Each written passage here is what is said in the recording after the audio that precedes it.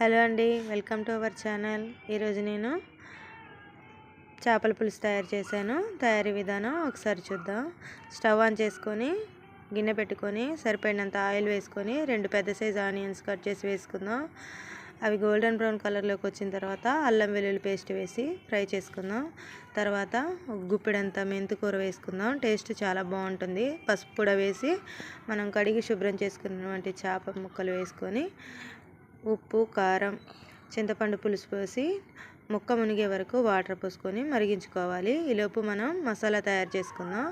కళాయి పెట్టుకొని 2 స్పూన్ల ధనియాలు, 1 స్పూన్ మెంతులు, 1/2 స్పూన్ జీలకర్ర, 1 స్పూన్ రైస్ వేసుకుందాం. మనం నార్మల్గా వాడే రైస్.